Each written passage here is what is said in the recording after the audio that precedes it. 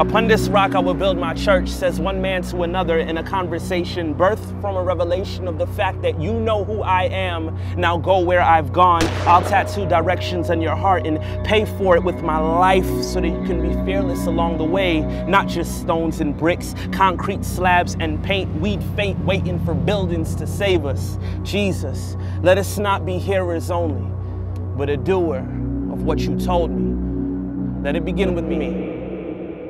When you think about Orlando, Florida, can't help but think of Disney World. Minnie, Mickey, Daffy, Goofy, Donald Duck, palm trees and sunshine. After all, we're talking about Orlando, Florida.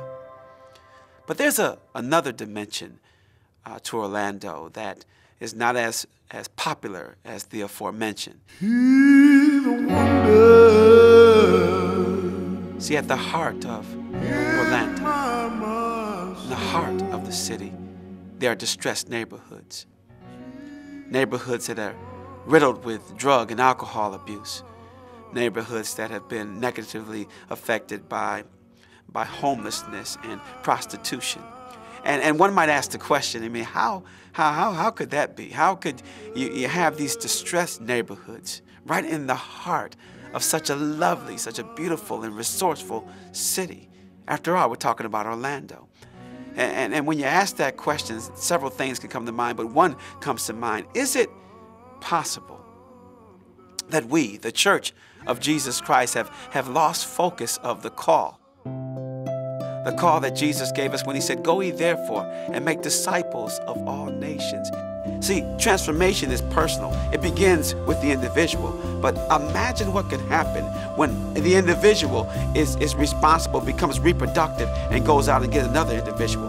And that individual becomes reproductive and goes and gets another individual. And that individual is reproductive and goes and gets another individual. Then we'll see the life-changing gospel of Jesus Christ through the Holy Spirit move through the city of Orlando, neighborhood by neighborhood, community by community. That's when you'll see the crime rate go down. That's when you'll see our young kids embracing education. That's when you'll see the return of the family structure. That's when you'll see the Spirit of God planted in the city of Orlando. So now is the time. Now is the time for us to set aside all selfish ambitions and motivations. Go out to the streets of Orlando and deliver the life-changing gospel of Jesus Christ to those people who make up the least, the last, and the lost. God, let there be a spiritual, physical, and mental transformation of the city of Orlando. And let it begin with me.